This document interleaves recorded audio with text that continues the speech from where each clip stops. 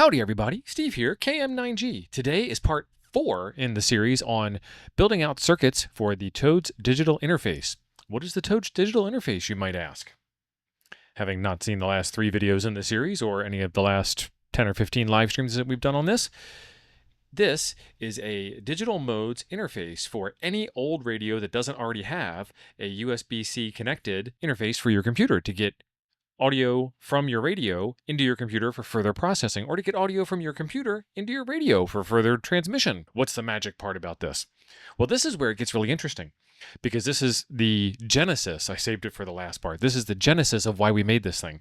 This is a USB sound fob, and it doesn't come with all this candy on top. I mean, it comes with the pink and green ports, but it doesn't come with the transistors and the sleeves and the diodes and whatnot. And I tried to make one of these, and it's really, really hard to make one of these. It's doable, but it is in fact really hard. And if you try to do it, you'll understand. Can you see that yellow wire on there that's connected to one of the pins on one of those teeny tiny little pins on that CM108 chip? That was the problem that I had. I burned through a couple of these and I said, there's got to be a better way. We're hams, we make stuff. And so I reached out to a couple of friends and we made stuff. And what makes this different than this thing here, I mean, besides the obvious shape and color and whatnot, is we've got these little pin headers here. And mine are a little clogged because I've been doing some prototyping, so you can't see through them, but I can clean it up and you can clean it up. You know how that works. Or if you don't, you can clean it up. Now you know. What you do is each one of these pins up here at the top is a different portion of this thing here. So you have, I'm going to get them backwards, it doesn't matter. You have microphone and speakers, pink and green, whichever one happens to be whichever one. And so you've got your speaker ground, your microphone input, your left channel, your right channel audio for output. And then this yellow wire here is for PTT, and this other wire here that has this plastic tubed encased thing is the one we're going to talk about today. That's Carrier on Squelch. As far as the chip is concerned, these are GPIOs, general purpose IO connections. And so I have taken the design philosophy, the design theory here is to take the CM108 chip, which provides GPIOs, and put them out to pin headers, just like you get on your Raspberry Pi, which makes it super easy to connect things to the board. They actually make what's called DuPont wires, and you can get them in rainbow colors, and then you peel off the ones that you want to use for whatever.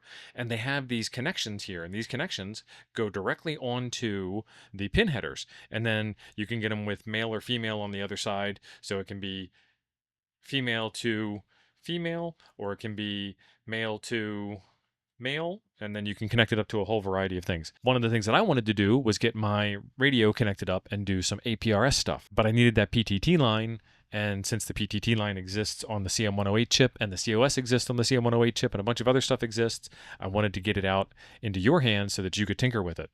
And part of this series is how do we tinker with this thing? What do we do with this thing? Again, this is part 4, and part 4 is all about Carrier Operated Squelch, I think it is Carrier Operated Squelch. So now that we know what the board is, what actually is Carrier Operated Squelch? Well, radio has this really weird thing, especially on FM, called the capture effect, that makes it hard for two people to have their mouths running at the exact same time on the frequency, which is sometimes a good thing. Sideband doesn't have this problem. The signals do what is called intermod, where everything intermingles together, and sometimes you can hear multiple people and actually make out multiple people talking at the same time. We call this a pileup in the radio world, but on FM you have this capture effect. So wouldn't it be nice if, in addition to the capture effect and all this other jazz going on, you actually knew when someone was talking so you could stay quiet and listen to them instead, and they knew when you were talking and they could stay quiet and listen to you instead? That's what COS is, Carrier Operated Squelch. So when a signal is present on the radio, not background noise, not static, an actual signal that activates the capture effect of FM radio transmission, you won't talk. You're not allowed to talk. This isn't necessary in APRS. APRS doesn't care, but it is necessary in Allstar, and that's one of the big magical things that this board does, is it works with Allstar to help you create an Allstar node. And before we get going too far down the path of how all these circuits work, if you're not the kind of person that likes to tinker with stuff, I got you covered. We've got all of the tinkering stuff taken care of in a daughter board that goes on top of the digital interface and does all of this stuff here. and turns it into a 6-pin interface for your 6-pin radios. We do have some other ones coming out for some other flavors of radios as well, but I want to show you the schematic and I want to walk you through how this works because I just want to watch the world learn. On the website where you order your board, there is going to be some documentation. In the documentation, along about page 7, we have all of the schematics for the individual parts that you need to make. We have done the PTT circuit in a previous video. We've done the audio in circuit in a previous video, and we've done the audio out circuit in the previous video. The only circuit that's really left for doing Allstar is this Carrier Operated Squelch signal that we're talking about. And in this case, it's the simplest circuit to make. You take pin 9 of J2, which is your volume down as far as the CM108 speak goes. J2 is the pin header portion on the board here, this set of 6 pins on 2 rows, and you connect it to a diode, a 1N914 diode, and then connect it to the radio, and it's active high. So why do we need a diode there? That's crazy, right? We need a diode there because we only want the signal to go in one way. We only want to know that the radio is busy. We don't want the radio to actually do anything from the computer, so this actually blocks all of the signals coming from one side to the other side.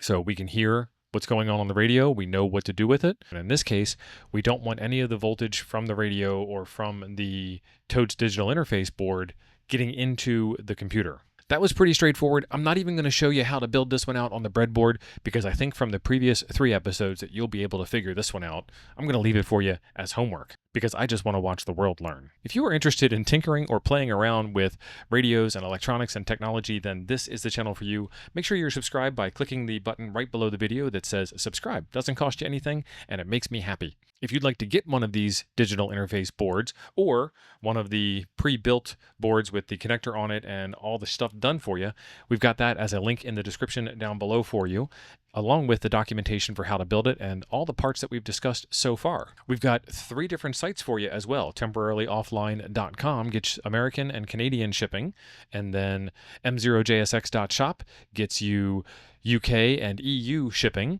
and for all you VK and ZL peoples, we have the Ham Radio DX shop from my friend Hayden down in Australia. All of these will be linked in the description down below as well. If you'd like to know more about the other parts of this series, check out this playlist right here.